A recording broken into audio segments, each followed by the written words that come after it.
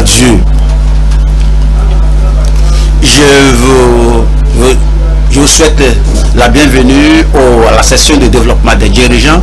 Je prie que le Seigneur lui-même ouvre nos yeux pour voir les choses merveilleuses de sa parole qui doivent profiter à notre vie, moi aussi, vous aussi, et à toute l'assemblée et que tout le monde à qui nous prêchons la parole. Une fois encore, j'apprécie votre arrivée et votre fidélité. Que le Seigneur vous bénisse. Prions ensemble. Père, nous bénissons ton nom pour cette session en considérant ta parole en tant que tes ministre. Seigneur, je demande que ton esprit ouvre nos yeux et qu'il nous fasse voir, contempler les choses merveilleuses dans ta parole au nom de Jésus-Christ. Enrichis la vie de tes ministres, la vie de tes serviteurs, frères et sœurs.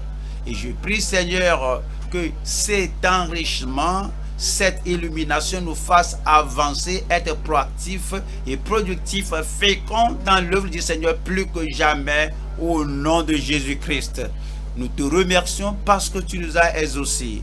Au nom puissant de Jésus, nous prions. Amen. Aujourd'hui, nous sommes là à un passage familier qui est Psaume 1, du verset 1 au verset 6. Psaume chapitre 1, à partir du verset 1 au verset 6. Voilà le verset 1. Heureux l'homme qui ne marche pas selon le conseil des méchants, qui ne s'arrête pas sur la voie des pécheurs et qui ne s'assied pas en compagnie des moqueurs. Verset 2 dit: mais qui trouve son plaisir dans la loi de l'Éternel et qui la médite jour et nuit. Verset 3, c'est dit: il est comme un arbre planté près d'un courant d'eau qui donne son fruit en sa saison et dont le feuillage ne se flétrit point. Tout ce qu'il fait lui réussit. Verset 4 nous présente le contraste. Il n'en est pas ainsi des méchants. Ils sont comme la paille que le vent dissipe.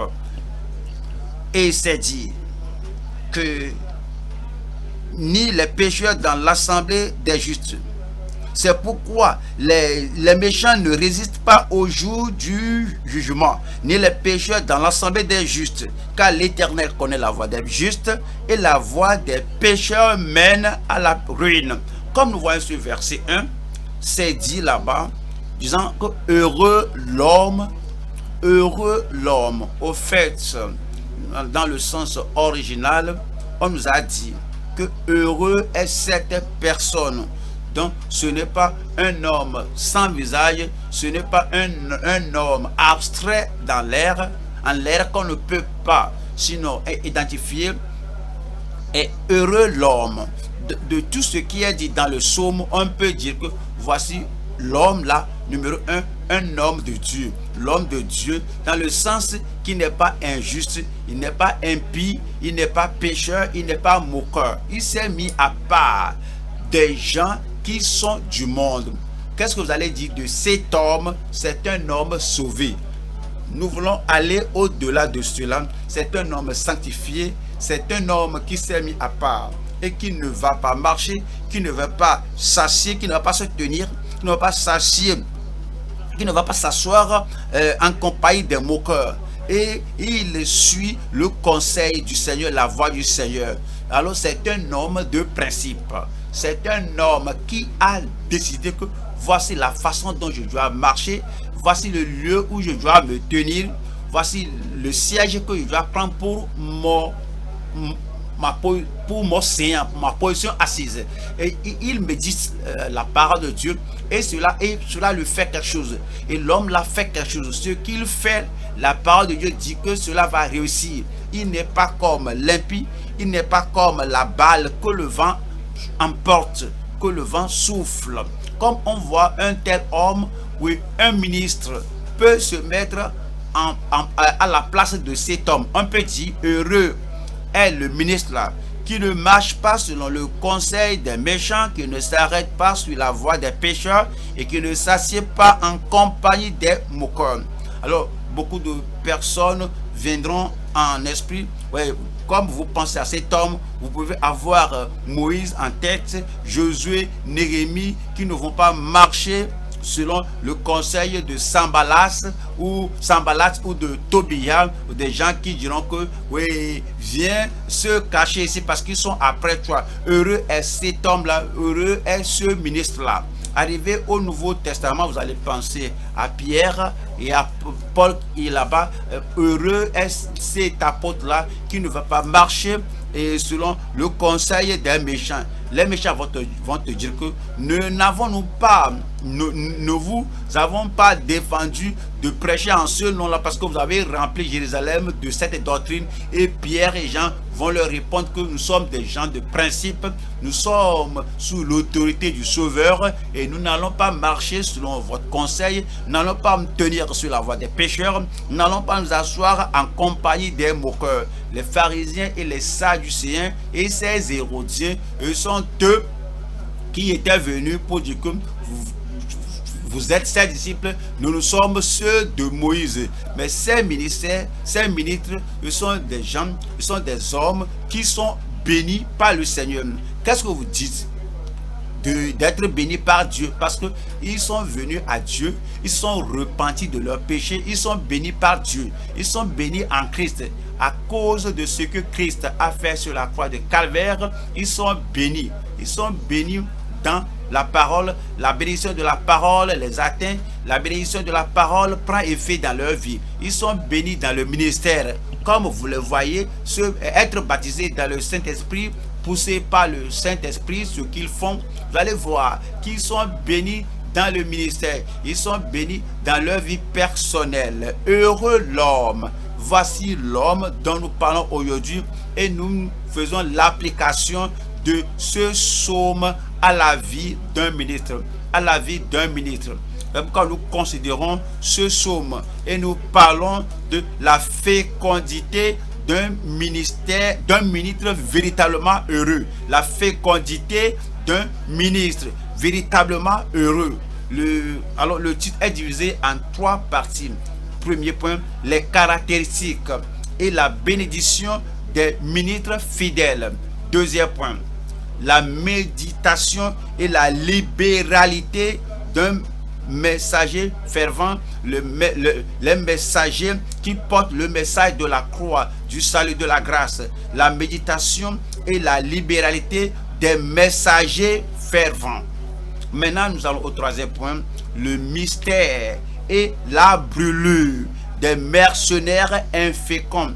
Les mercenaires, ils sont des gens qui sont à l'œuvre et qui sont dans le ministère, qui sont quelque part, ils travaillent pour une mission étrangère, pour une armée étrangère. Mais le Seigneur, oui, nous les a appelés, dans la Bible, c'est dans la Bible qu'ils sont mercenaires. Quel que soit quelque chose qui n'est pas selon leur avantage, selon leur gain, ils vont s'enfuir. Et la misère et la brûlure de ces gens. Alors nous revenons au premier point. Premier point, nous avons premier point, les caractéristiques et la bénédiction des ministres fidèles. Je veux que vous vous mettiez là-bas.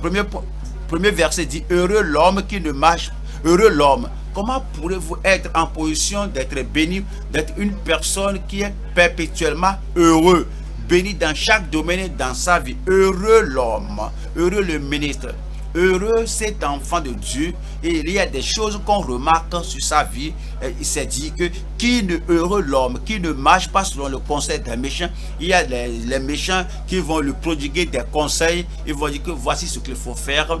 Eux-mêmes n'étaient pas en mesure de pouvoir mettre leur vie en ordre. Ils n'étaient pas en mesure de mener la vie qui doit plaire au Seigneur tout de même. Quoique leur vie soit bancale, quoique leur vie soit injuste et impie, quoiqu'ils eux-mêmes ne soient pas justes, ne soient pas sûrs de là où ils vont, mais chaque fois ils conseillent. Vous savez qu'il y a des conseillers qui sont impies. Ils voudraient conseiller Moïse, conseiller Josué, conseiller Néhémie, ils voudraient conseiller Pierre, conseiller Jean, conseiller l'apôtre Paul, et c'est dit qu'un homme de principe, un ministre qui est sauvé et sanctifié et qui est rempli de l'esprit, qui est spirituel, ne va pas marcher selon le conseil des méchants et il ne va pas s'arrêter sur la voie des pécheurs. Est-ce que vous avez remarqué ce que ce verbe-là dit? Marche. Il y a s'arrête. Alors c'est une décision perpétuelle. Il ne va pas marcher. C'est l'indicatif présent. Et puis il ne va pas s'arrêter avec eux. Il ne va pas arrêter avec eux. Il ne va pas discuter avec eux. Et il ne va pas faire le brainstorming avec eux. Parce qu'après, tous sont des pécheurs. Si lui, il est saint et ils sont pécheurs, ils n'ont rien de commun.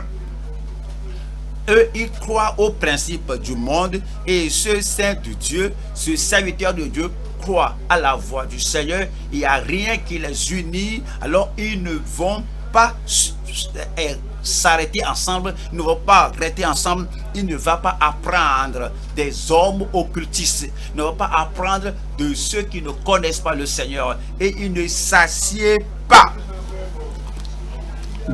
en compagnie des moqueurs, les gens qui se moquent de la parole de Dieu, les gens qui se rient des prophéties de la parole de Dieu, des promesses de Dieu. Ils disent que c'est toujours le monde sera, que tout ce qui sera sera, et ils ne regardent pas la parole de Dieu et ils n'acceptent pas la parole de Dieu. Un enfant de Dieu, un homme de Dieu, un ministre de Dieu, un serviteur de Dieu, un apôtre du Seigneur, un pasteur de l'église du Dieu vivant ne va pas s'asseoir en compagnie des moqueurs. Je vais vous montrer de ce verset la progression de la voie de l'impie, du pécheur. Alors, numéro 1, ils sont impies. Ils sont impies.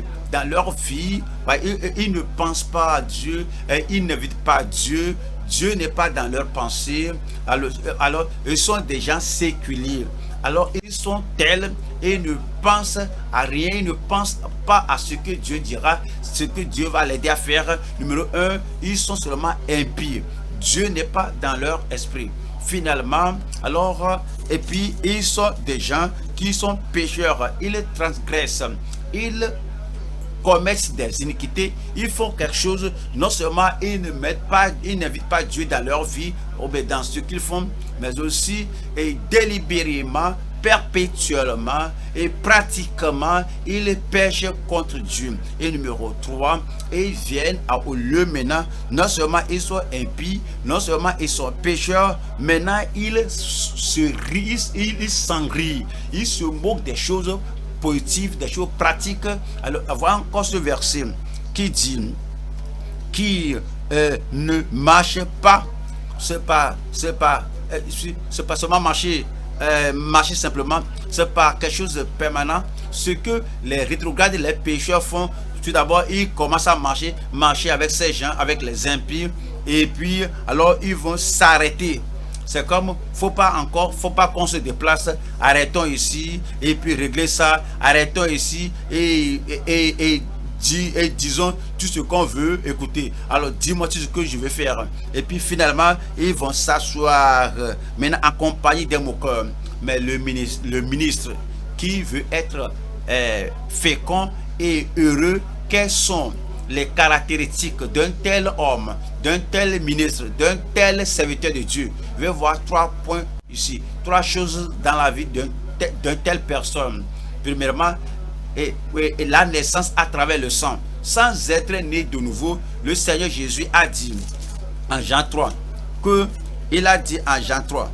en vérité, je vous le dis, et si un homme ne naît de nouveau, il ne peut voir le royaume de Dieu. Ce que nous lisons en Psaume 1, verset 1, si quelqu'un n'est pas né de nouveau, il ne peut voir le royaume de Dieu, il ne peut goûter le royaume de Dieu, il ne peut mener la vie du royaume. Verset 5 dit, Jésus répondit, en vérité, je te le dis, si un homme ne naît d'eau et d'esprit, il ne peut entrer dans le royaume de Dieu. Alors, nous devons être nés de nouveau. Comment sommes-nous nés de nouveau? Oui, comment donnons-nous la vie en Christ? Nous avons la foi en Christ. Comment avons-nous la foi en Christ?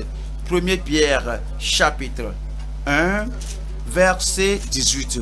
Alors il s'adresse à nous à la façon dont nous avons cru et ce à quoi nous croyons, ce que le sacrifice de Christ a fait en nous, ce qui nous fait croire et ce qui nous fait avoir la purification que nous devons avoir, sachant que ce n'est pas par des choses périssables, par de l'argent ou de l'or, que vous avez été rachetés de la vaine manière de vivre que vous aviez hérité de vos pères.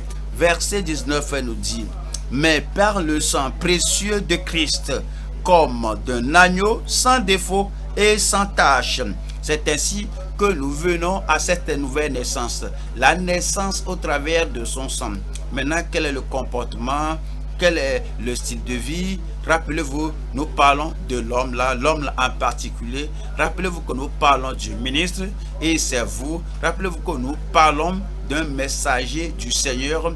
Et voici le comportement. Voyons Psaume 1, verset 1. Heureux l'homme, heureux cet homme-là, heureux le ministre, heureux ce ministre qui ne marche pas.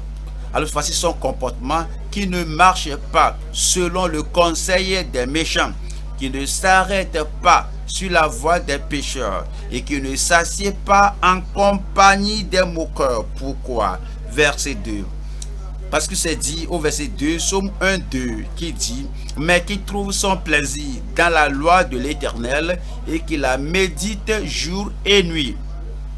C'est un homme du livre. C'est un homme du livre. C'est pourquoi son comportement est fondé sur son livre, sur le livre de Dieu. Voyons Josué chapitre 1, verset 8. Josué 1, verset 8. Josué chapitre 1, verset 8, qui dit que ce livre de la loi, c'est ce qui est dans son cœur, que ce livre de la loi ne s'éloigne point de ta bouche, médite-le jour et nuit. Et c'est dit pour agir fidèlement selon tout ce qui y est écrit. Car c'est alors que tu auras, toi homme de Dieu, toi le ministre de Dieu, toi le serviteur de Dieu, c'est alors que tu auras du succès dans tes entreprises. C'est alors que tu réussiras. Alors c'est un homme du livre. Son comportement, son action, son style de vie, son ministère, tout ce qu'il fait est fondé sur la loi du livre. Ésaïe 34. Ésaïe 34, verset 16. Qui dit: consultez le livre de l'Éternel. Un homme, un ministre, un serviteur de Dieu qui va faire selon la volonté de Dieu, selon la parole de Dieu, et qui va prêcher et qui va devenir fécond selon le plan et le dessein et le programme de Dieu, sera un homme du livre. Sa foi est dans le livre, sa vie est dans le livre, son ministère est dans le livre. Ses manifestations, les manifestations de ce qu'il fait sont dans le livre. Alors il ne va permettre au livre de se passer de sa bouche, de sa main, parce que il fonde tout ce qu'il fait sur la parole du Dieu vivant. Alors consultez le livre de l'Éternel et lisez. Nous devons lire avant de méditer. Nous devons lire et méditer avant que nous ne l'appliquions à notre vie. Nous devons lire, méditer et appliquer avant que nous ne fassions, avant que nous ne périons, avant que nous ne vivions selon la parole de Dieu, avant que nous n'agissions selon le livre. Donc, ceux qui nous écoutent, que ceux qui nous voient, que ceux qui voient sachent qu'on vit par le livre. On devient une épître pour eux, on devient une Bible pour eux, on devient la parole du Seigneur pour eux. Quel que soit ce qu'ils nous voient faire, ils savent que ça c'est la parole.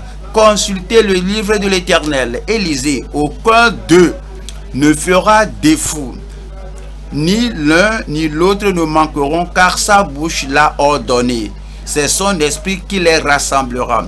Le Seigneur Jésus lui-même nous a dit comment nous devons vivre, ce que nous devons faire. C'est dit en Matthieu chapitre 4, verset 4.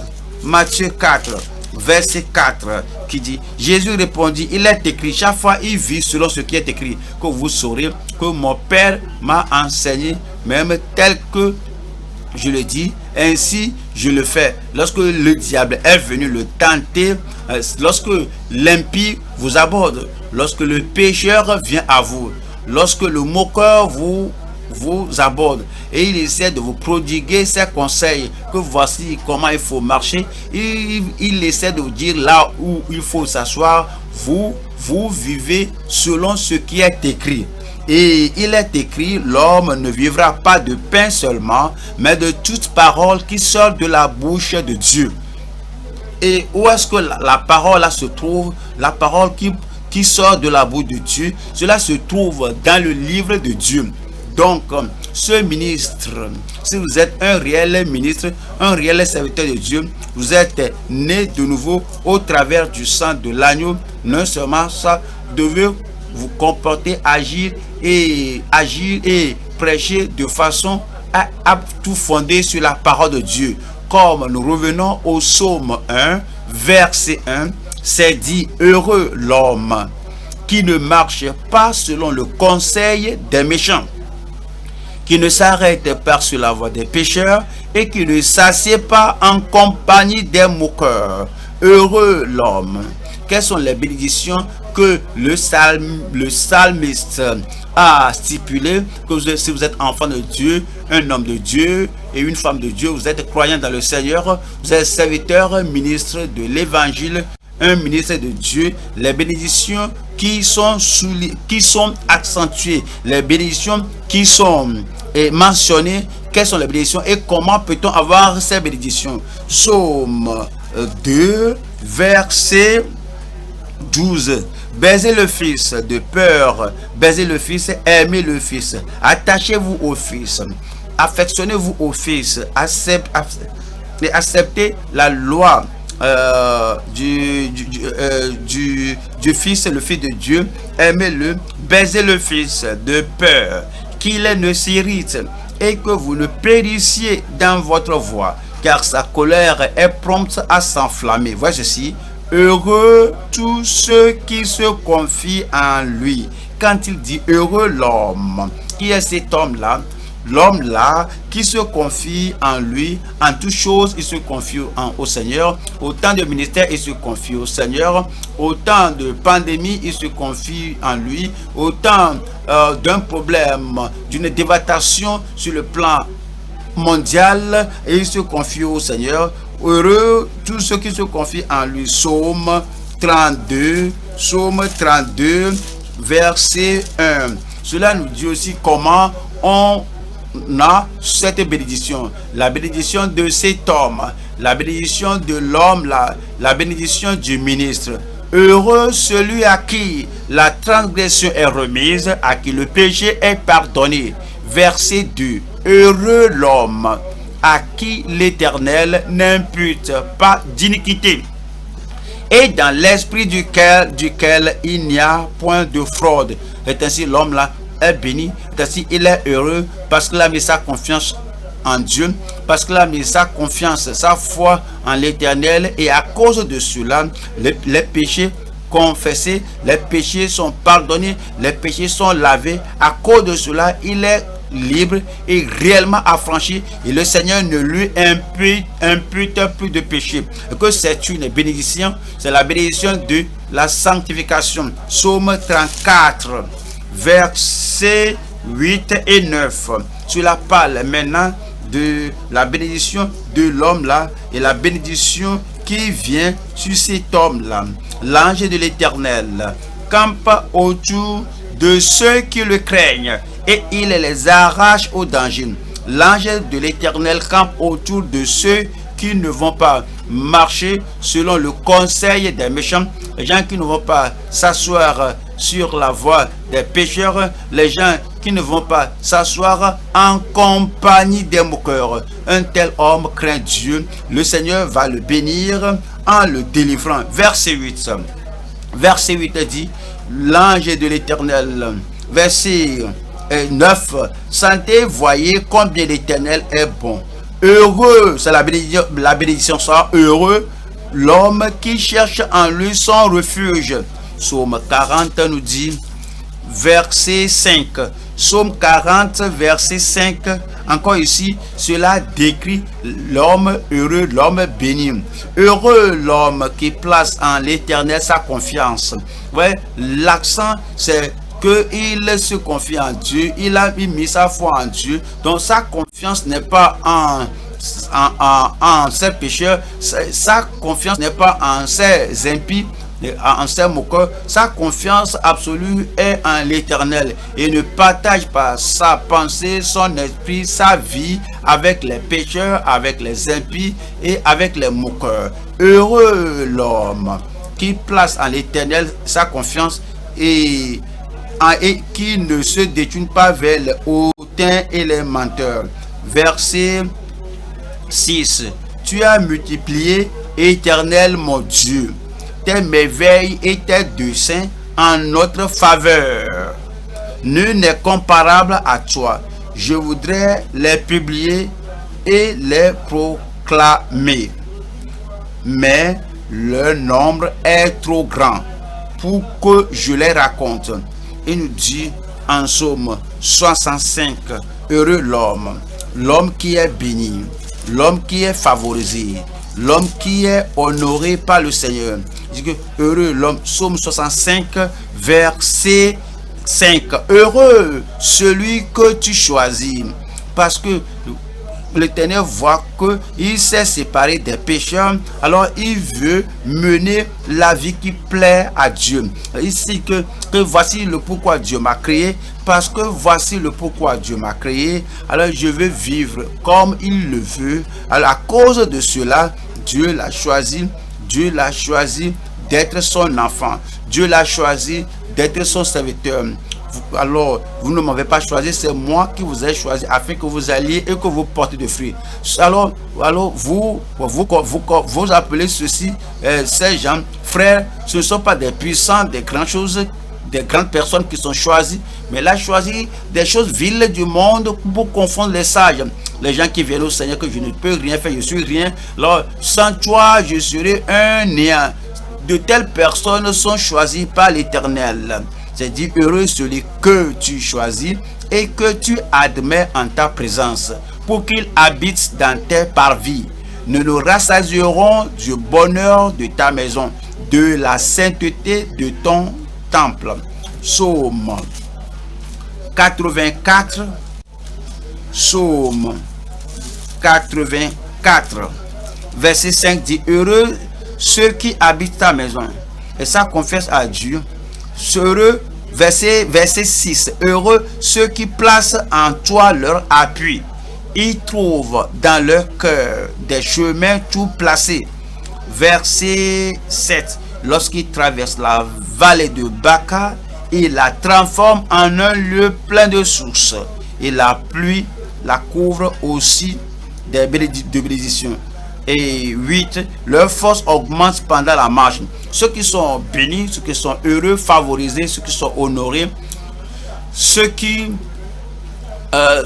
se sont séparés d'être bénis par le Seigneur, c'est-à-dire que quand Dieu les pardonne, quand Dieu les affranchit et change leur vie, alors Dieu se concentre sur eux, et à cause de la confiance qu'ils ont à l'Éternel, à cause de la foi qu'ils ont à Dieu, à cause de cela, ils vont de force en force.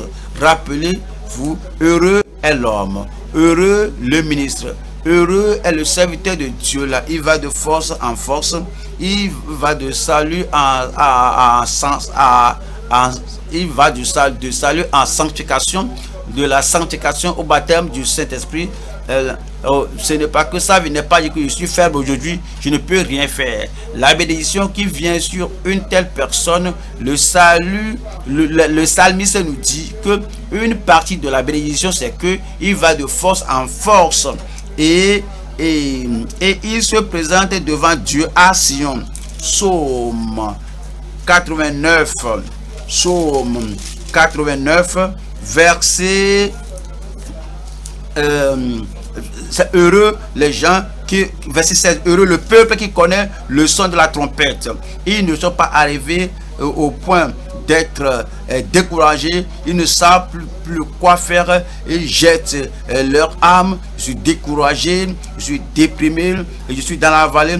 Non. Psaume 89, verset 16. Heureux le peuple qui connaît le son de la trompette. Il marche à la clarté de ta face, ô Éternel. Verset 17.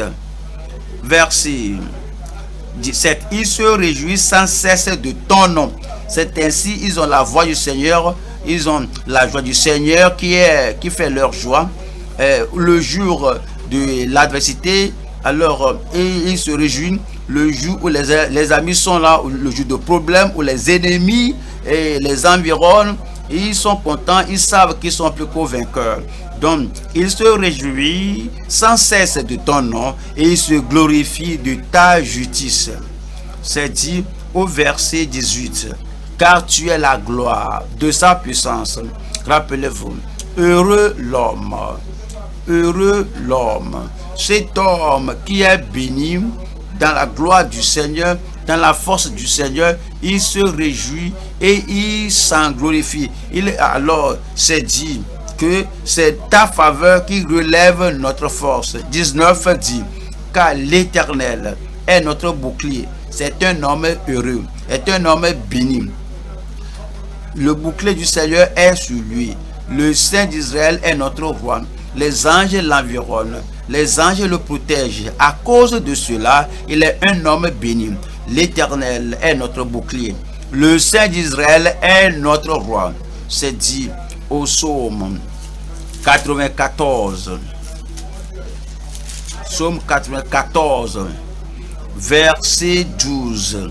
Heureux l'homme que tu châties, ô Éternel. Même s'il est corrigé, châtié, il demeure en présence de Dieu. Il ne murmure pas. Il dit, Seigneur, je comprends, mais je sais que tu me châties comme un père corrige son fils. Donc tu me corriges et je m'en réjouis. Et le châtiment devient une bénédiction pour lui. Heureux l'homme que tu châties, ô Éternel, et que tu instruis par ta loi. Verset 13. Verset 13 dit, pour le calmer au jour du malheur. C'est pourquoi il est corrigé jusqu'à ce que la fosse soit creusée pour le méchant. Psaume 106, verset 3. Heureux ceux qui observent la loi, qui observent la justice, qui pratiquent la justice en tout temps, qui pratiquent la justice en tout temps. Soulignez cela dans votre Bible. Heureux l'homme là. Maintenant, il est affranchi. Il est affranchi. Les péchés du passé sont complètement pardonnés. Maintenant, il pratique la justice à tout moment. À la maison, la justice. Hors de la maison, la justice. Quand il est tout seul, c'est la justice.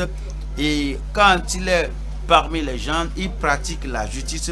Lorsqu'il se trouve parmi ceux qui ne vont pas accepter, ne vont pas croire tout ce qu'il croit, il pratique la justice.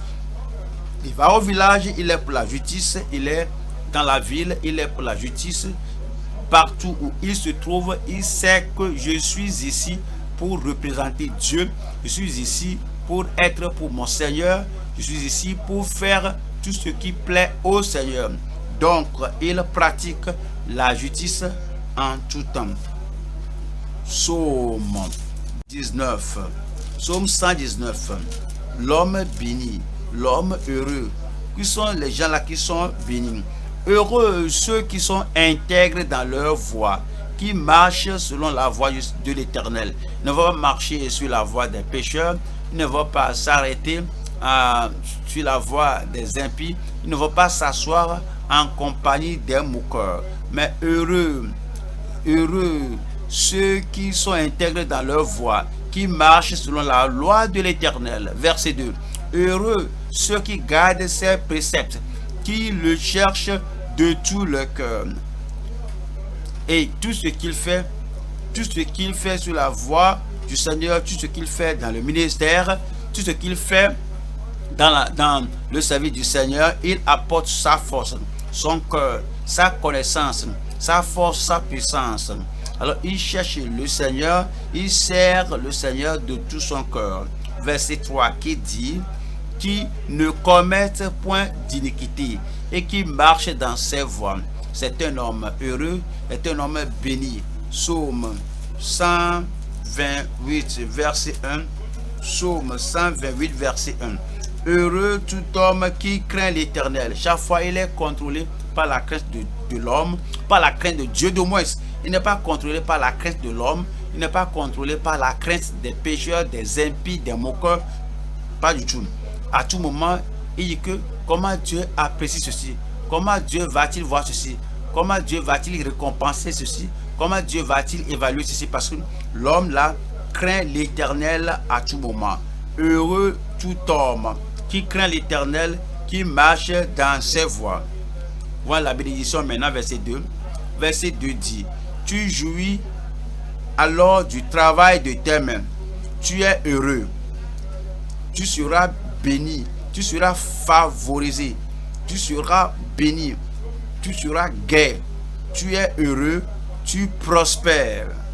C'est l'homme là, c'est le ministre, c'est l'enfant de Dieu, c'est le ministre de Dieu, l'homme, les caractéristiques et la bénédiction des ministres fidèles. Nous allons maintenant au deuxième point. Deuxième point, cela nous parle de la méditation d'un tel ministre et la libéralité d'un tel messager. La méditation et la libéralité des messagers fervents. Voyons Psaume 1, versets 2 et 3. Mais qui trouve ça, son plaisir dans la loi de l'Éternel. Il trouve son plaisir dans la loi de l'Éternel et qui la médite jour et nuit. Vous savez, son esprit, la pensée, le cerveau médite sur quelque chose. On médite sur ce qui s'est passé hier et une autre fois. C'est en direction de cette méditation que votre vie ira. Mais si vous trouvez plaisir dans la loi de l'Éternel et que vous la méditez jour et nuit, voyons le résultat de cela qui est dans le verset 3 qui dit, il est comme un arbre planté près d'un courant d'eau. Voyez, rappelez-vous ce ministre, cet homme-là qui est béni par Dieu, qui médite la parole de Dieu et qui fait selon la parole du Seigneur, qui pratique la justice par la foi, qui pratique la justice par la grâce, la justice par la puissance du Seigneur à tout moment. Une telle personne sera comme un arbre planté près d'un courant d'eau qui donne son fruit en sa saison et dont le feuillage ne se flétrit point. Tout ce qu'il fait lui réussit. Pourquoi? Parce qu'il fait tout ce qu'il fait il le fait de tout son cœur.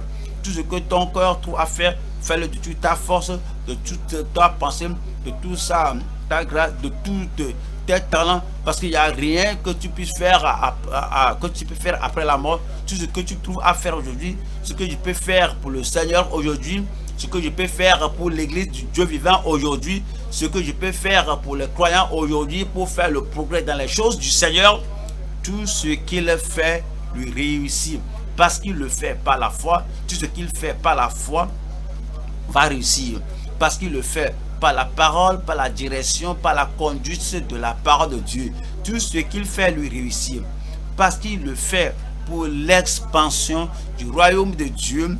Dieu a dû le supporter, Dieu a dû le faire réussir. Tout ce qu'il fait lui réussit, parce qu'il le fait de façon altruiste,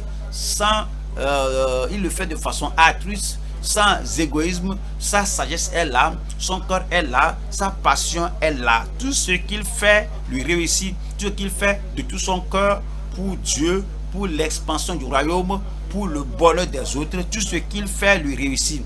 Comme je vois cet homme, l'homme méditatif, l'homme là qui est béni abondamment, l'homme là qui est un messager fervent du Seigneur. Voyons ceci. Numéro 1, il médite la parole de Dieu. La méditation de la parole de Dieu. C'est dit au verset 2. mais qui trouve son plaisir dans la loi de l'Éternel. Parce qu'il trouve plaisir, il trouve son plaisir dans la loi et de l'Éternel et qu'il la médite jour et nuit. Dans cette loi, dans cette parole de Dieu, dans cette promesse de Dieu, dans cette programmation de Dieu, dans la prophétie de la parole, dans tout ce que le Seigneur a révélé, il la médite. Il le médite. Il médite cela jour et nuit. Il ne médite pas sur il ne médite pas sur ce qui se passe dans les actualités. Il médite la parole de Dieu. La méditation de la parole. Allons à Josué chapitre 1. Josué 1 chapitre 1 verset 8 qui dit que ce livre de la loi ne s'éloigne point de ta bouche. Médite-le jour et nuit pour agir fidèlement. Pour agir fidèlement selon tout ce qui est écrit. Le processus et l'objectif de la méditation, c'est que tu agisses fidèlement selon tout ce qui est écrit. Parce que tu médites la parole, car c'est alors que tu auras du succès dans tes entreprises, c'est alors que tu réussiras. 1er Timothée chapitre 4 verset 15, la méditation de la parole de Dieu, la concentration sur la parole de Dieu. 1er Timothée chapitre 4 verset 15 qui dit: occupe-toi de ces choses, tout ce qu'on nous attendons. La voix de l'homme heureux, méditez-vous sur cela, occupe-toi de ces choses. La doctrine de la parole de Dieu, les doctrines qui nous sont données en tant que ministres, il faut faire de cela votre méditation. La voix des pécheurs et leur destination, il faut en faire votre objet de méditation. La voix du juste et là où il passera son éternité. Alors occupe-toi de ces choses, la récompense qu'on aura cela au dernier jour. Occupe-toi de ces choses-là. Donne-toi tout entier à elle, afin que tes progrès soient évidents pour tous. Verset 16 nous dit: veille sur toi-même et sur ton enseignement. Alors, cela fait partie des choses qui doivent nous préoccuper. Si les gens ne connaissent pas les doctrines de la parole de Dieu pour le salut, pour la justice, pour la sainteté, et n'ont pas l'occasion d'y absorber et de méditer cela, de prier et vivre selon cela, comment vont-ils aller au ciel? S'ils ne vont pas au ciel, quel est le résultat de votre ministère? Donc vous-même, c'est dit, occupe-toi de ces choses, donne-toi tout entier à elles, afin que tes progrès soient évidents pour tous. Veille sur toi-même et sur ton enseignement, persévère dans ces choses, car en haïssant ainsi, tu te sauveras toi-même et tu sauveras ceux qui t'écoutent. Alors, quelle est la motivation de l'œuvre de cet homme? Nous revenons au psaume 1. Alors, quelle est la motivation de cet homme? La motivation de l'homme heureux, la motivation du ministre heureux, la motivation du messager productif du Seigneur. À Psaume 1, verset 3. Il est comme un arbre planté près d'un courant d'eau, qui donne son fruit en sa saison et dont le feuillage ne se flétrit point. Tout ce qu'il fait lui réussit. Alors, ce qui le motive, c'est le fait que Dieu l'a qualifié, le fait que Dieu va faire de lui une personne fructueuse, féconde, et il sera fraîche à tout moment. Il sera frais à tout moment. Dieu l'a qualifié, Dieu le prend fidèle et Dieu compte sur lui qu'il est utile. Alors cette motivation le pousse à aller de l'avant. Le privilège que vous avez en Christ, le privilège là vous motive. Alors, psaume, vous êtes motivé. Alors, qu'est-ce que l'homme pour que tu te soucies de lui? Et verset psaume 8, verset 5. Qu'est-ce que l'homme pour que tu te souviennes de lui? Et le fils de l'homme pour que tu prennes garde à lui. 6. Tu l'as fait de peu inférieur à Dieu. et tu l'as couronné de gloire. Voilà la façon dont tu as fait et tu as couronné ce ministre. Le privilège que lui a donné n'est pas très loin de ceux des anges. Et tu l'as fait de peu inférieur à Dieu. Et tu l'as couronné de gloire et de magnificence. Cela doit motiver tout homme. Lorsque Dieu vous met à une position et vous a donné une œuvre à faire que les anges ne peuvent pas faire. Il vous a donné un devoir que les anges ne peuvent pas effectuer, exécuter. Et alors il fait confier en termes le bien-être, la félicité éternelle des gens. Alors cela dépend de toi. Dieu vous a donné une œuvre que les autres ne peuvent pas faire, pas moyen que les anges fassent cela. Alors c'est dit ici que Dieu l'a fait de peu inférieur à Dieu et tu l'as couronné de gloire et de magnificence. Verset 7 dit, tu lui as donné la domination sur les œuvres de tes mains. Cela ne doit-il pas nous motiver que Dieu a élevé l'homme, que Dieu a suscité l'homme, que Dieu a désigné l'homme, que Dieu a nommé l'homme et Dieu a fait que l'homme là ait la domination non seulement sur vos œuvres, mais sur ses œuvres, sur les œuvres de tes mains. Tu as tout mis sous ses pieds. Je crois que s'il y a quelque chose qui doit nous motiver, cela doit motiver chacun de nous. Psaume 71. Psaume 71, verset Psaume 71 et verset 60. Quelque chose que Dieu vous élue et Dieu vous fait asseoir et Dieu vous enseigne sa parole et Dieu vous amène à son école et Dieu vous enseigne et Dieu vous illumine et vous montre la voie à aller. Les choses que vous devez faire, ce doit être une grande motivation. C'est ce qu'il a fait au Seigneur Jésus-Christ. Il l'a envoyé en ce monde et Jésus a dit, je fais tout ce que mon Père m'a enseigné et que le Père céleste fera la même chose pour vous et il enverra le Saint-Esprit, que le Saint-Esprit vous enseignera, que c'est un grand privilège qui doit nous motiver. Alors vous devez dire que si je suis très privilégié, je serai l'homme béni, l'homme heureux. J'ai le livre de Dieu, les bénédictions de Dieu, j'ai l'Esprit de Dieu qui vit en moi, qui me conduit. Oh Dieu, tu m'as conduit dans ma jeunesse et j'ai déclaré tes merveilleuses paroles. Psaume 71. Et ô Dieu, verset 16, je dirai tes œuvres puissantes, Seigneur éternel. Verset 17, ô Dieu, tu m'as instruit dès ma jeunesse. Je ne t'abandonnerai pas, je serai avec toi jusqu'à la fin. Et dis qu'à ce que, verset 18, ne m'abandonne pas, ô Dieu, même dans la blanche vieillesse, afin que j'annonce ta force à la génération présente, ta puissance à la génération future. 19. Ta justice, ô Dieu, atteint jusqu'au ciel. Tu as accompli de grandes choses. N'est-ce pas une motivation? Et il fait de grandes choses. Et il continue de faire de grandes choses. Que lorsque vous déclarez sa parole, lorsque vous annoncez sa pensée aux gens, il fera de grandes choses. Lorsque vous priez pour les gens, lorsque vous lui demandez une bénédiction pour les gens, il fera de grandes choses. Que ce qu'il a fait avec les hommes, avec les ministres des années passées, il fera de même chose pour vous. Ce sera une grande motivation pour vous et pour moi. Tu as accompli de grandes choses, ô Dieu, qui est semblable à toi.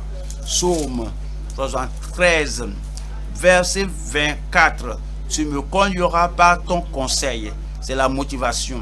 Si je suis sûr que le Seigneur me conduira, je suis sûr qu'il n'y aura pas de problème sans solution. Je suis sûr que quel que soit le cas, que le Seigneur lui-même, par son esprit, me conduira. Il a envoyé son Saint-Esprit pour nous conduire dans toute la vérité. Il nous conduira à la solution. Il nous a donné l'équipement dont on a besoin afin que nous le servions avec une solution divinement appropriée, avec des messages qui génèrent des solutions.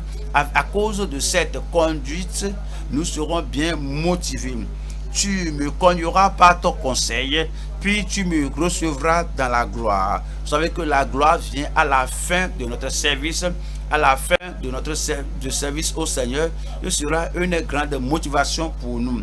Verset 25 dit: quel autre ai-je au ciel que toi? Quel autre ai-je au ciel que toi? L'assurance du ciel, c'est une bonne motivation.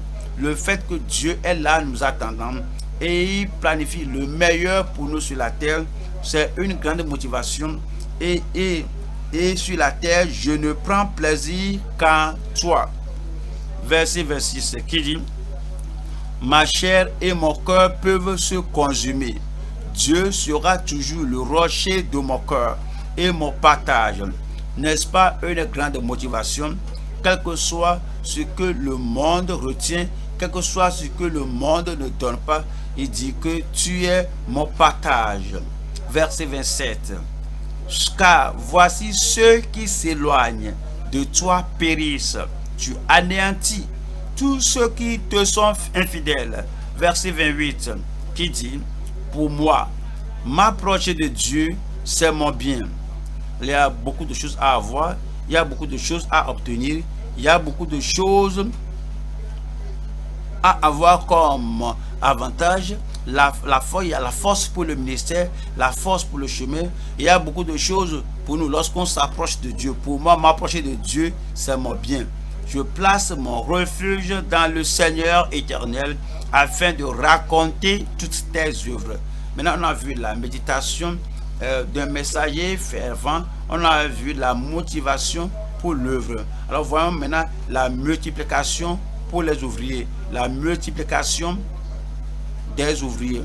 Nous sommes très motivés et on a vu que oui, le travail est très grand, l'œuvre est très grande, qu'on ne peut pas la faire tout seul. Donc on doit former les gens, donc on développe les gens, on encourage les gens, alors on engage les autres à aller avec nous et nous multiplions les ouvriers. C'est dit, Psaume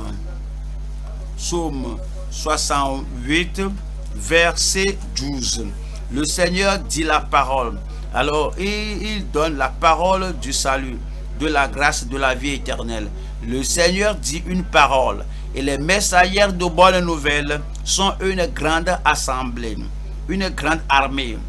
Ces gens-là qui se joignent à publier la parole, à prêcher la parole, à propager la parole de l'évangile. Comment avaient-ils connu la parole? Parce que vous leur avez dit ça. Comment avaient-ils appris la parole? Parce que vous leur avez enseigné. Comment avaient-ils la motivation et la passion? Parce que vous avez mis le feu en eux, le zèle en eux, parce que vous les avez engagés, parce que vous leur avez dit: allons et prêchons la parole de l'évangile.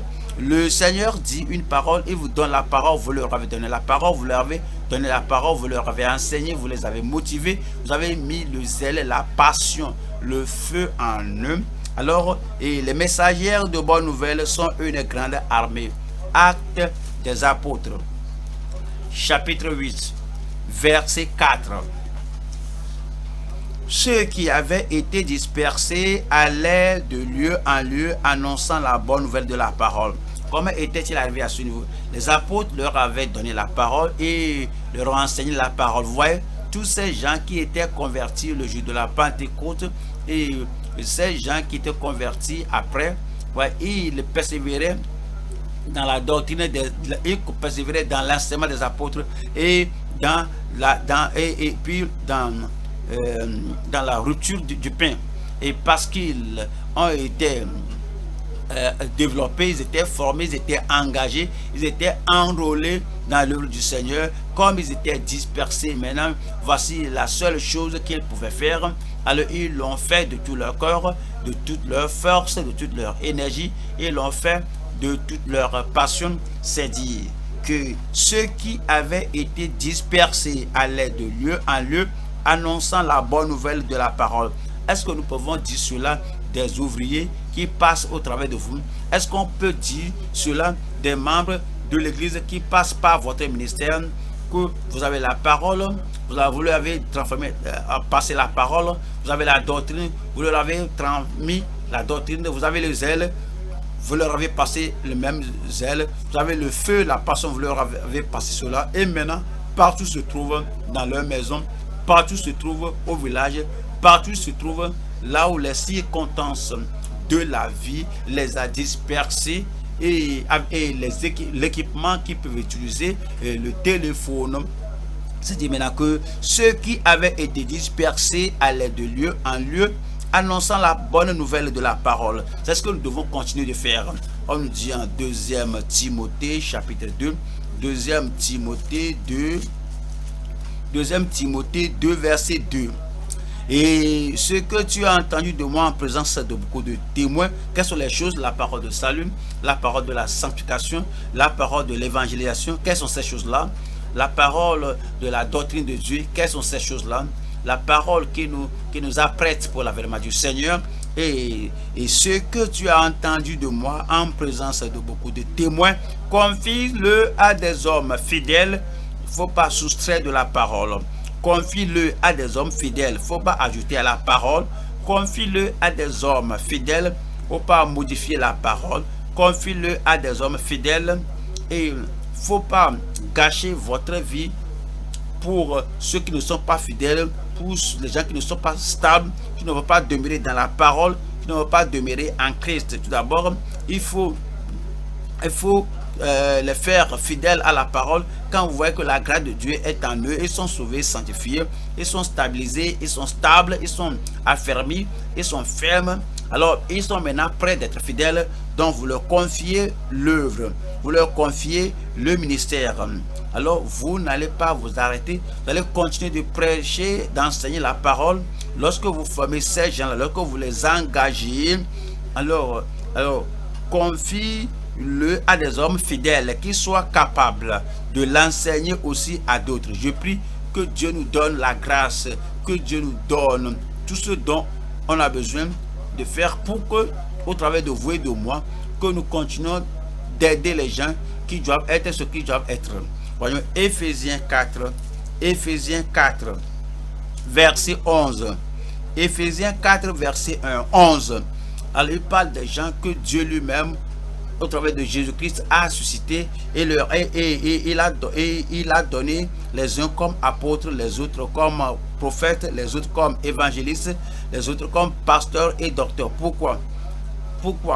Quelle est l'œuvre? Quel est le ministère de ces apôtres? Quel est le ministère de ces prophètes, les proclamateurs de la parole de Dieu venant de la bouche du Seigneur? Quels sont le ministère de ces évangélistes, de ces pasteurs et de ces docteurs? Ils doivent aller implanter des églises, oui. Ils doivent aller déclarer la parole et la pensée de Christ, c'est ça. Ils doivent aller proclamer, faire des prophéties de la parole en tant que prophète. Ils doivent prendre ces prophètes et les expliquer, et laisser ces prophéties, les expliquer, les analyser et montrer cela aux gens que on attend l'avènement du Seigneur et cela est imminent. De tout ce qui se passe maintenant, vous parlez en tant que prophète, comme cela est sur le point d'arriver, l'enlèvement, l'avènement du Seigneur.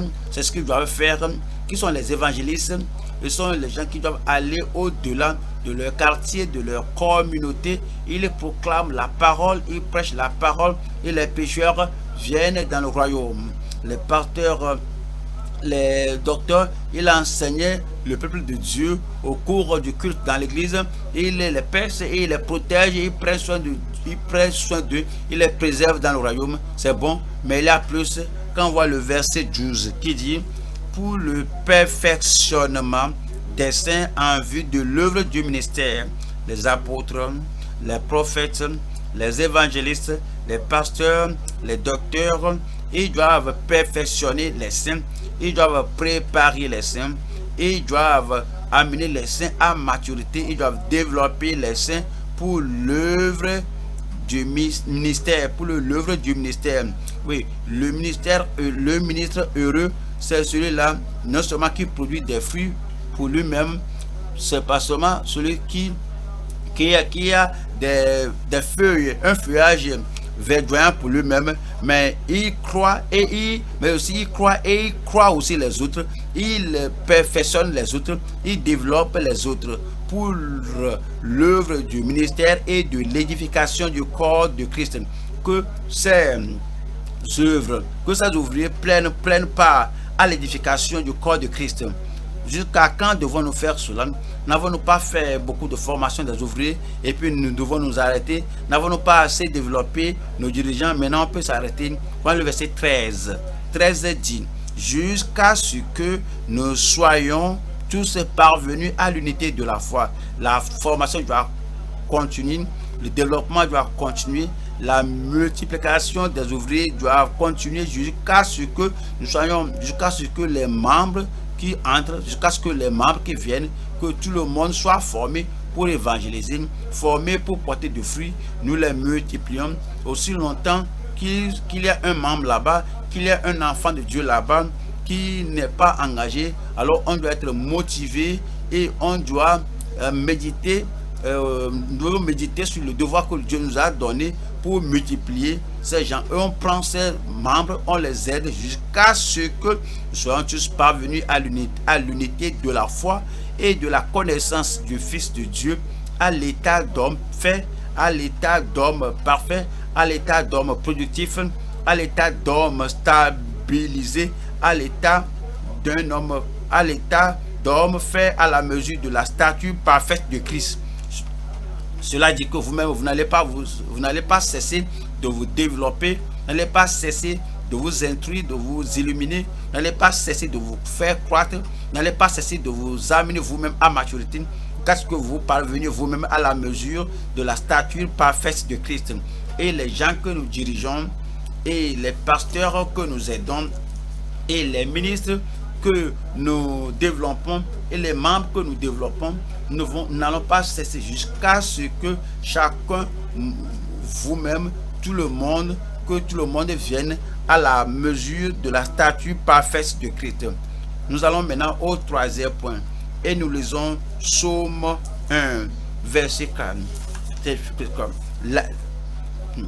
Là, on voit le mystère et la brûlure des mercenaires inféconds. Psaume 1, verset 4. Il n'en est pas ainsi des méchants. Les méchants ne sont pas comme l'homme heureux, l'homme béni. Les méchants ne sont pas comme l'homme, le ministre méditatif. Les méchants ne sont pas comme le ministre productif. Il n'en est pas ainsi des méchants. Ils sont comme la paille que le vent dissipe. Ils sont comme la paille que le vent dissipe. C'est dit au verset 5.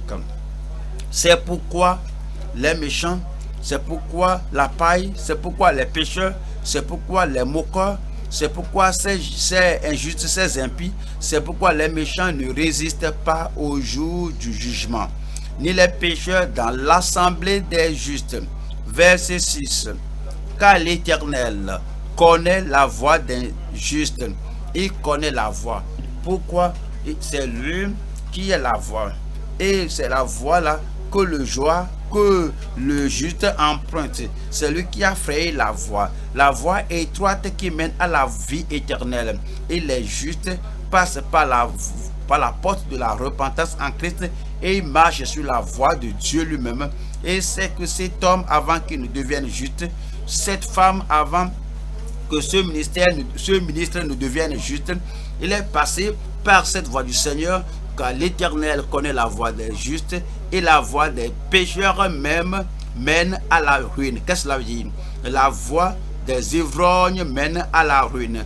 La voie des pécheurs, la voie des transgresseurs, la voie des principes que les gens ont enseignés aux gens comme va ici, fais cela, c'est la voie des pécheurs, des gens instables, c'est la voie des vents qui soufflent les gens, qui ballottent les gens. Et la voie des pécheurs mène à la ruine. Ces gens-là, à eux-mêmes, ils font ce qui n'est pas selon la part de Dieu. Ils auront la misère, ils auront la brûlure au dernier jour. Hébreux 8.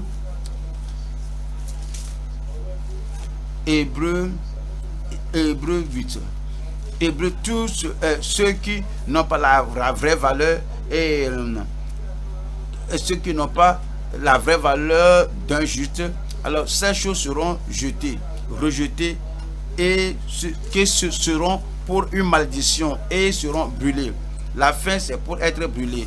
1 Pierre 4, 17. 1 Pierre 4, 17. Qui dit ici, car c'est le moment où le jugement va commencer par la maison de Dieu. Le jugement va venir au dernier jour, lorsque Dieu va examiner l'œuvre de chaque homme, lorsque Dieu va examiner le ministre, le ministère, l'influence et l'impact de tout homme, lorsque Dieu va examiner l'œuvre que nous avons faite sur la terre ici. Il s'est dit qu'en ce temps de jugement viendra, car c'est le moment où le jugement va commencer par la maison de Dieu. Or, si c'est par nous qu'il commence, si cela commence par nous apôtres, par nous ministres, par nous-mêmes par nous qui faisons l'œuvre, or si c'est par nous qu'il commence, quelle sera la fin de ceux qui n'obéissent pas à l'évangile de Dieu? Qui sont ces gens-là qui n'obéissent pas à l'évangile de Dieu? Cela ne veut pas dire qu'ils ne sont pas religieux. Ils sont religieux, mais ils sont des mercenaires. Ce sont des gens qui ont été soudoyés. Ce sont des gens qui n'ont pas l'intérêt de Christ. Ils n'ont pas l'intérêt de l'Église. Ils n'ont pas l'intérêt des pécheurs à cœur. Leur bonheur éternel, destinée éternelle n'est pas leur souci. Ils sont là et ils sont là pour avoir ce qu'ils pourraient avoir. Et ce sont des mercenaires. Voyons Osée 10, Osée chapitre 10, 1, Osée 10, 1. Voyons comment le Seigneur les a décrits et voyons comment le Seigneur a décrit ces mercenaires. Osée 10, 4. Que Israël est comme mercenaire. Alors, il doit amener des convertis à Dieu, mais il doit amener des disciples à Christ, mais le mercenaire, celui qui a été soudoyé, le faux prophète, les gens qui ont de faux motifs, c'est dit qu'ils sont de vignes vaines, de vignes vides et portent de fruits pour eux-mêmes. Philippiens 2, 21, l'apôtre Paul dit, Philippiens 2, 21, Paul dit, tous en effet cherchent leur propre intérêt, ils cherchent leur avantage, ils cherchent leur profit, ils cherchent leur gain, ils cherchent leur bénéfice. Tous en effet cherchent leur propre intérêt et non ceux de Jésus-Christ. Ils sont des mercenaires. Ce sont des gens qui ont été loués. Ils sont là pour voir ce qu'ils peuvent avoir et l'offrande qu'ils peuvent leur parvenir, et le gain qu'ils peuvent leur parvenir, la femme qui seront dans la communion, dans l'assemblée et qui vont avoir. Et alors ils cherchent les choses charnelles, les choses qu'ils peuvent avoir du ministère, parce que ils sont là pour l'intérêt et ils travaillent pour eux-mêmes et non pour Dieu. Ésaïe 56. Ésaïe 56, verset 11. Ésaïe 56, 11. La dernière partie qui dit, verset 11. Tous suivent leur propre voie, chacun selon son intérêt, jusqu'au dernier. Ils sont les mercenaires, ceux qui portent du fruit pour eux-mêmes. Tout ce qu'ils font, c'est d'avoir des disciples pour eux-mêmes, les membres de leur église pour eux-mêmes, leur argent pour eux-mêmes, leur talent pour eux-mêmes. C'est pour les enorgueillis, c'est pour les élever. Ils sont mercenaires, ils ne travaillent pas pour Dieu. Deuxième Timothée, deuxième Pierre chapitre 2, 3. Deuxième Pierre chapitre 2 chapitre 2 verset 3, qui dit que par cupidité ils trafiqueront de vous au moyen de paroles trompeuses. Ils trafiquent les membres de l'église, ils commercialisent les membres de leur église. Alors ils ont cela, ils ont ceci et cela, et l'argent vient de ceci et cela. Tout ce qu'ils prêchent, c'est pour motiver les gens à donner plus, c'est pour motiver les gens à se plonger dans cette affaire, à venir donner de l'argent, ceci et cela. Alors ils ne voient pas, ils ne cherchent pas les gens, ou bien ne voient pas les gens qui appartiennent à Dieu. Ils ne cherchent pas que les gens se donnent totalement, entièrement, absolument, sacrificiellement au Seigneur. Tout ce qu'ils veulent faire, c'est de souligner leur erreur, c'est de souligner les principes et les choses qu'ils soulignent afin que les gens s'engagent avec eux et qu'ils veulent que les gens les servent. Ils sont des mercenaires, ils ne sont pas les gens qui veulent le bonheur des gens, qui veulent le bonheur de leurs membres, du peuple de Dieu.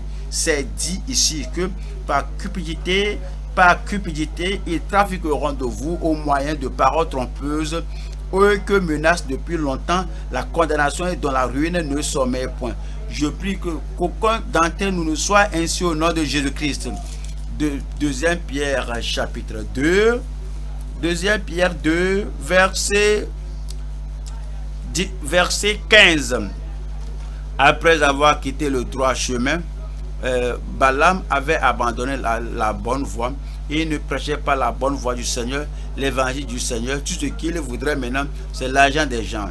Après avoir quitté le droit chemin, ils se sont égarés en suivant la voie de Balaam, fille de Bosor, qui aima le salaire de l'iniquité. Ils aimaient le salaire de l'iniquité. Ils aimaient le salaire de l'iniquité. Nous devons examiner notre vie. Sommes-nous ministres consacrés à l'œuvre du Seigneur pour le plan de Dieu, pour l'objectif du Seigneur? Nous avons le bonheur des gens à cœur, que les gens là soient sauvés, qu'ils demeurent sauvés, qu'ils soient affermés, qu'ils soient saints et prêts pour l'avènement du Seigneur. Ou bien est-ce que nous sommes mercenaires qui portent des fruits pour nous-mêmes? Sommes-nous mercenaires des gens qui cherchent notre propre grain, notre propre gain, notre profit et non ceux du peuple? Quelle est la manière de ces mercenaires? C'est la balle, le vent, la balle que le vent emporte.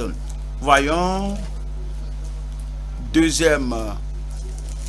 Roi 18, 23. Il craint l'Éternel. 2 Roi 18, 23. C'est dit que ils craignent l'Éternel et servent leur Dieu. Ils craignent Dieu et servent leur Dieu à la manière des nations. Et verset 34. Jusqu'à ce jour, ils agissent selon leur manière ancienne. Il n'y a pas de conversion. Ils étaient dans le ministère. Ce sont des gens qui étaient dans le service de Dieu, dans le sanctuaire de Dieu, alors qu'il n'y a pas de conversion, il n'y a pas de changement. Et c'est dit qu'ils agissent selon leur ancienne manière et ils ne craignent pas l'Éternel et ils n'obéissent pas à sa loi. Et ils ne suivent pas la loi et les commandements que l'Éternel avait ordonnés aux enfants de Jacob, qu'il a nommé Israël. Le Seigneur nous dit de ces gens que ces gens n'obéissent pas à l'Éternel et ils font selon leur ancienne voie. Ça, c'est leur manière. Ils agissent selon leur ancienne manière. Jérémie 22, 21. Jérémie 22, verset 21. Jérémie 22, 21. Je t'ai parlé dans le temps de ta prospérité. Tu disais, je n'écouterai pas. C'est les mercenaires que quand le Seigneur leur parle, ils ne veulent pas écouter. Je t'ai parlé dans le temps de ta prospérité. Tu disais, je n'écouterai pas. C'est ainsi que tu as agi dès ta jeunesse. Tu n'as pas écouté ma voix. Est-ce que vous savez que les ministres, il y a des ministres qui pourraient même prêcher la saine doctrine et la parole de la sainteté et de la justice. Néanmoins, ils n'obéissent pas à la parole de Dieu. Verset 22. Tout est verset 22. Que tous tes pasteurs seront la partie du vent. Là, c'est la baille, les pasteurs. Et ceux qui t'aiment iront en captivité. C'est alors que tu seras dans la honte, dans la confusion à cause de toute ta méchanceté. Et Ézéchiel, chapitre 11, verset 12.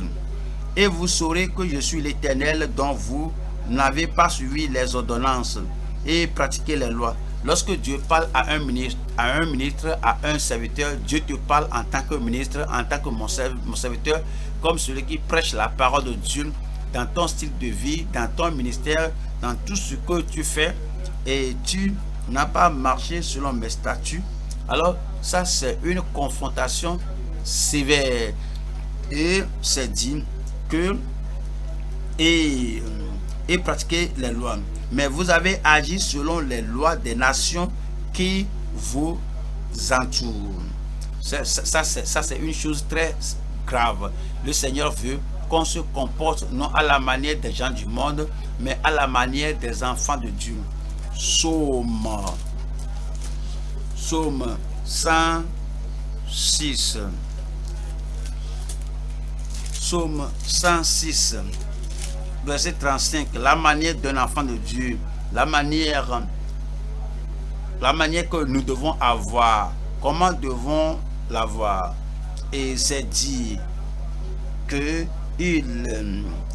ce mélange, c'est dit que il se mêlait, Psaume 106, 35, il se mêlait avec les nations. Il y a des prédicateurs de dénomination alors qui se mêlaient avec les nations, et on prêche comme eux, on se mélange avec les gens, on apprend leur passion, et ce qu'ils font, on fait ce qu'ils font. Alors on sera comme la balle qui sera emportée par le vent du royaume finalement. Je prie que cela ne nous arrive pas au nom de Jésus-Christ.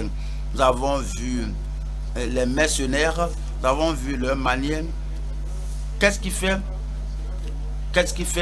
leur misère?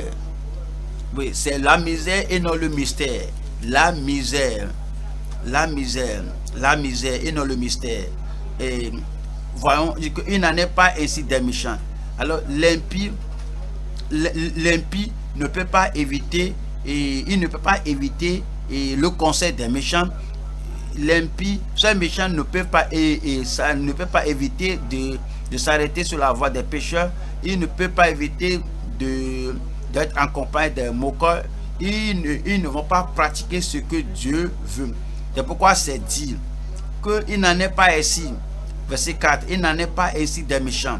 Ils sont comme la paille. Ils sont comme la paille que le vent dissipe. Voilà leur misère. Ce qui va arriver à la paille au dernier jour. Matthieu 3, 12. Cela on parle de la paille ou de la balle, ce qui va arriver à la paille ou bien à la balle au dernier jour. Les gens qui ne sont pas sauvés mais qui sont ministres, qui ne sont pas sanctifiés mais qui sont ministres, qui ne sont pas justes mais qui sont ministres, qui ne sont pas pieux mais qui sont ministres, qui ne sont pas sanctifiés et saints mais qui sont ministres, qui ne se focalisent pas sur la parole mais qui sont ministres, qui ne font pas l'œuvre telle que Dieu le veut mais qui sont ministres, et Dieu les appelle la paille ou la balle. Dieu les appelle impies, transgresseurs. Dieu les appelle moqueurs et méchants. Et Matthieu 3, verset 12. Il a son vent à la main. Il nettoiera son air et il amassera son blé dans le grenier. Mais il brûlera, voilà cela, mais il brûlera la paille dans un feu qui ne s'éteint point. Quand il dit brûlera, ce n'est pas comme une annihilation, c'est pas qu'ils sont brûlés et sont oubliés. Non, on a dit qu'un feu qui ne s'éteint point, il continue de brûler. L'impie, le pécheur, le moqueur et le méchant, le mercenaire, les gens qui n'ont pas la grâce de Dieu et qui prêchent de fausses doctrines délibérément pour avoir des gains pour eux-mêmes, seront comme la paille qui sera brûlée par un feu qui ne s'éteint point au dernier jour. Nous allons à Matthieu 8, verset 12. Matthieu 8, 12. Mais les fils du royaume seront jetés dans les gens qui normalement doivent être dans le royaume, qui professaient être enfants de Dieu, enfants d'Abraham, fils d'Abraham, comme Abraham était, Mais parce qu'ils n'ont pas suivi la voie du Seigneur, les enfants du royaume, les filles du royaume seront jetés dans les ténèbres du dehors, où il y aura des pleurs et des grincements de dents. Il y aura des pleurs et des grincements de dents. Matthieu 25. Matthieu 25, verset 30 dit, et le serviteur est inutile. Voyez cela. Le serviteur qui n'est pas utile pour le royaume, le serviteur qui n'est pas utile pour sa propre âme, il n'est pas utile pour le champ du roi, pour évangéliser et amener des âmes dans le royaume de Dieu. Il n'est pas profitable pour les croyants, pour les aider, pour les illuminer, pour les engager dans un service utile. Ils gagnent, ils cachent leur talent, ils cachent leur habileté, et alors ils cachent la grâce pour faire la bonne chose. Ils n'ont pas cette grâce. C'est dit ici que le serviteur inutile, jetez-le dans les ténèbres du dehors, où il y aura des pleurs et des grincements de dents.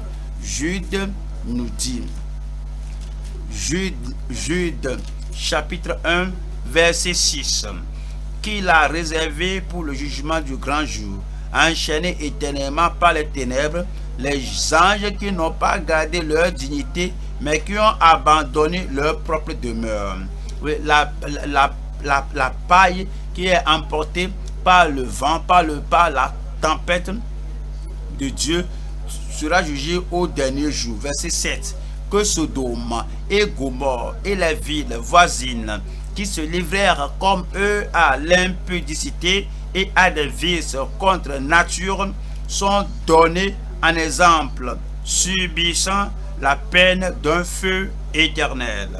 Ça, c'est la misère de la paille, de la brûlure, le châtiment éternel de ceux qui ne sont pas dans le Seigneur, mais ils ont un ministère. Jude 13. Mais des vagues furieuses de la mer, rejetant l'écume de leur impureté, des âtres errants auxquels l'obscurité des ténèbres est réservée pour toujours, pour l'éternité. Que devons-nous faire? Revenons au psaume 1.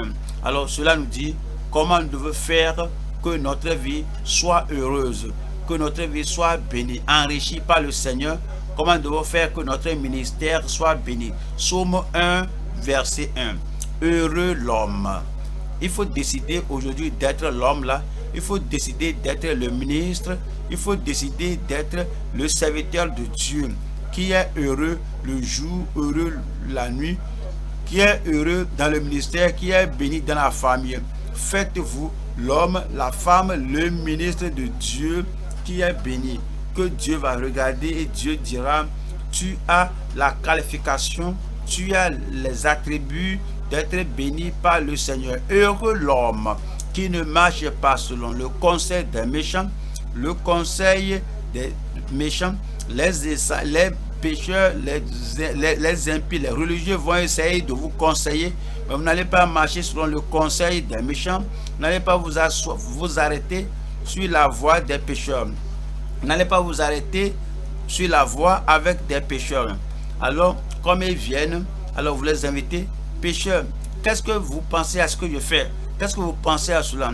Alors, vous ne prenez pas leur conseil, vous ne prenez pas leur instruction, vous ne prenez rien de ces pécheurs. Vous vous séparez de ces pécheurs, vous vous mettez à part, vous n'allez pas vous arrêter sur la voie de ces pécheurs, et qui ne s'assied pas en compagnie des moqueurs. Verset 2. C'est ce que nous devons être. C'est ce que nous devons faire, mais qui trouve son plaisir dans la loi de l'Éternel. Soyez l'homme du livre, soyez un ministre du livre, l'enfant de Dieu qui va à la parole de Dieu, et vous demeurez dans cette parole, dans votre vie personnelle, la parole, dans votre ministère, dans la parole. Votre prédication, c'est dans cette parole. Votre plaisir, votre joie, votre volonté, tout ce qui vous concerne, c'est votre plaisir dans la loi de Dieu, et qui la médite jour et nuit. Et voici l'assurance que le Seigneur lui-même vous donne. Le Seigneur dit, verset 3, que tu seras comme un arbre planté près d'un courant d'eau. Vous ne serez pas planté et puis déraciné, car toute plante que le Père Céleste n'a pas planté sera déracinée, sera ôtée. Mais vous êtes planté vous êtes planté près d'un courant d'eau. Il y a un courant d'eau de la grâce de Dieu, vous êtes planté là-bas. Il y a un courant d'eau de la grâce de Dieu, de la miséricorde de Dieu, vous êtes planté là-bas. Et vous n'êtes pas ôté de là, vous êtes planté près d'un courant d'eau. Vous allez porter de fruits. Le lundi, vous portez de fruits. Le mardi, vous portez de fruits. Les autres jours, vous portez de fruits. Et comme vous allez évangéliser, comme vous allez prêcher au peuple de Dieu, alors vous portez de fruits à tout moment. Vous portez de fruits en votre saison. En temps de pluie, vous portez de fruits. En temps de pandémie, vous portez de fruits.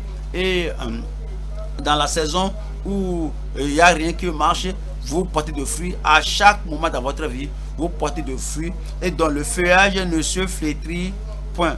Tout ce que tu fais évangéliste, tout ce que tu fais pasteur, tout ce que tu fais évangéliste, pasteur, apôtre, tout ce que tu fais serviteur de Dieu, tout ce que tu fais pour le royaume de Dieu, pour le progrès, pour l'extension du royaume de Dieu, tout ce qu'il fait, tout ce que tu fais, tu réussiras. Je réussirai. L'œuvre de Dieu va réussir dans mes mains. L'œuvre de Dieu va réussir dans votre main au nom de Jésus-Christ. Alors, amenons cela au Seigneur en prière pour dire que Seigneur, je veux être l'homme là. Je veux être le ministre. Je veux être le serviteur de Dieu. Je veux être l'homme. Je veux être la femme qui réussit dans l'œuvre du Seigneur. Ouvrez la bouche et parlez au Seigneur. Es-tu l'homme? Es-tu l'homme? L'homme, la femme qui porte de fruits. Vous êtes né de nouveau. Vous êtes racheté par le sang de l'agneau. Êtes-vous l'homme qui est fondé sur la parole de Dieu? Et la chose numéro 1 dans ta vie, c'est la Bible. Es-tu l'homme? Es-tu la femme? Que tout ce que tu fais, c'est selon la parole de Dieu. Quelles sont les caractéristiques de ta vie? Est-ce que tu as les caractéristiques d'un véritable ministre de Dieu? Les ministres qui aident les gens à connaître le Seigneur. Le ministre qui aide les gens à connaître le Seigneur. Le ministre qui aide les gens à se concentrer sur la parole de Dieu et à vivre sur la parole de Dieu, et qui a fait ses expériences dans la parole de Dieu et par la parole de Dieu. Parlez au Seigneur que la grâce de Dieu vienne plus dans votre vie. Parlez au Seigneur que sa bonté vienne dans votre vie, qu'il ait la transformation, qu'il ait la transfiguration dans votre vie, dans votre esprit, dans votre âme, que vous fassiez l'œuvre avec une nouvelle force, que vous travaillez avec une nouvelle focalisation, avec une nouvelle passion, avec un nouveau zèle, et que la bénédiction du Seigneur, que la bénédiction du salut, la bénédiction de la sanctification, la bénédiction d'être planté près d'un courant d'eau soit dans votre vie. Parlez au Seigneur, que le Seigneur lui-même vous aide, et que vous ayez l'habitude de méditer la parole, et que cela que cela s'ancre en vous, que vous ne méditez pas sur ce que les gens disent, ce qu'ils font, ce qu'ils disent, ce qu'ils ont fait, ce qu'ils n'ont pas fait. Vous n'allez pas faire cela votre méditation, mais vous allez méditer la parole, vous allez méditer sur les promesses de Dieu, vous allez méditer sur les prophéties, vous allez méditer sur les préceptes de la parole, vous allez méditer sur les promesses que le Seigneur vous a données. Et en méditant, alors, lorsque vous priez, et la méditation va affecter votre prière. Lorsque vous prêchez, cela va affecter votre ministère. Lorsque vous semez la semence de la parole, la graine de la semence de la parole de Dieu, ta méditation va tout affecter. Et puis, vous serez motivé de continuer de servir. Si vous n'êtes pas motivé, si vous êtes découragé, si vous êtes déprimé, parce que vous méditez sur la mauvaise chose. Mais si vous méditez la parole de Dieu, vous serez motivé de faire plus la parole de Dieu. Vous allez chercher comment multiplier les ouvriers. Alors, vous ne serez pas une paille qui sera emportée par le vent. Ceci, cela, vous ne serez pas un mercenaire. Vous n'allez pas continuer de vivre comme le passé. Vous n'aurez pas la misère dans l'éternité, mais la bonté de Dieu sera sur votre vie. Parlez au Seigneur de renouveler votre force, parlez au Seigneur de renouveler votre joie, qui renouvelle votre ferveur, Parlez au Seigneur de vous renouveler au-dedans, au-dehors, dans tous les domaines de votre vie, et que l'œuvre la prospère, réussisse dans votre main, et que toute la grâce dont vous avez besoin, que le Seigneur vous l'accorde. Prions ensemble. Père, nous te remercions ce jour, nous te remercions pour l'exposé de la parole de Dieu et l'exhortation que tu nous donnes dans ce psaume. Nous te remercions pour les bonnes choses que tu nous as enseignées dans ce psaume. Que tout cela soit transféré à toute vie et au ministère de chaque ministre au nom de Jésus-Christ. La voix du pécheur, la voix de l'impie, la voix des moqueurs et les gens qui sont la paille, les gens qui sont ballottés et emportés par-ci par-là. Ôte cela de chacun de nous au nom de Jésus-Christ. Aide-nous, Seigneur, à être plantés près d'un courant d'eau. Aide-nous à être plantés dans ta grâce, dans ton amour, dans ta miséricorde, dans ton esprit, et que nous demeurions dans ta parole tous les jours de notre vie. Afin que si nous portions de fruits, même que notre apparence, notre feuillage soit verdoyant à tout moment, et que ce que nous faisons soit pour le progrès, l'expansion du royaume, que ce que nous faisons soit pour la propagation de l'évangile, que cela prospère, réussisse, et que chacun de nous soit récompensé dans cette vie et dans la vie à venir au nom de Jésus-Christ. Nous te remercions parce que tu nous as exaucés. Au nom de Jésus, nous prions. Amen.